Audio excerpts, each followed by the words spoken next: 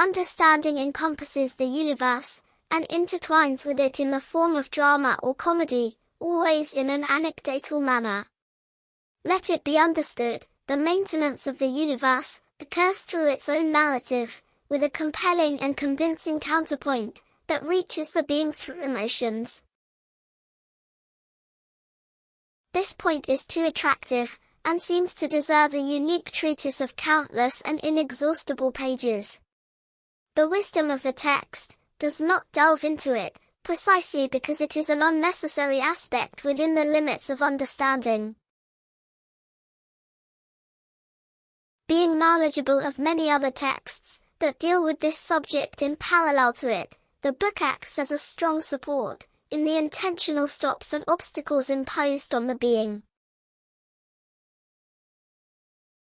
The text does not condemn or confront them, only clarifies them. Understanding, therefore, occurs from the being to the being. It is not external to it. It acts as an instrument, without being an instrument. It opens to calls, and closes to interpretations and employments.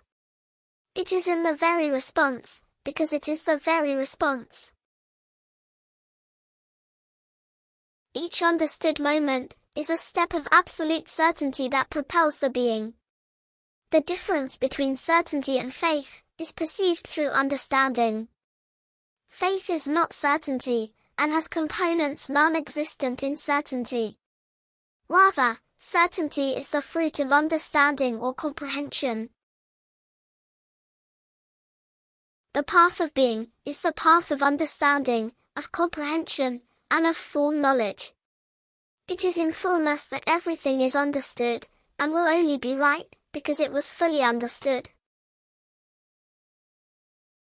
The attentive vision of the distribution of information in texts corroborates the preferences associated with similar vibratory movements. It can be conceptualized that algorithms are available to cater, initially, to the nature of being. As the being stabilizes in preferences, the algorithm readjusts to reorient the volume of information, selecting and making it available, more or less frequently.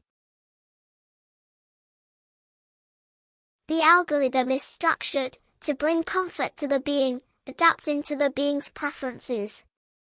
It is noted that the text speaks with great care about choices, clarifying that this is more of a confrontation of the being with its own self. The being's capacity to produce is proportional to the adequacy of its existence. Even amidst inexhaustible volumes, the keys will distribute, and sometimes, conceal themselves. There are a considerable number of incomprehensible works, classified as unnecessary or of little addition to the being's aspirations, which have their access reduced for precaution and protection. There are not a few regrets for the production or destruction of these works, which reinforces the discussion about freedom or imposition of expression. The being will find itself in various situations, where its position will be demanded, and its condemnation will be inevitable. The being, demanding of itself, finds in the exposure of its production, results that it judges to be far from the model of perfection it carries within itself and cannot express. The being that self-arbitrates takes a while to realize that this thirst for perfection is part of a thirst that permeates its journey. The perfection it seeks is the search for itself and is, at the same time, perfection in itself. Every care when titling authors, never calling them masters, wizards, saints, gurus, or gods. Mastery is inserted, but does not name anyone.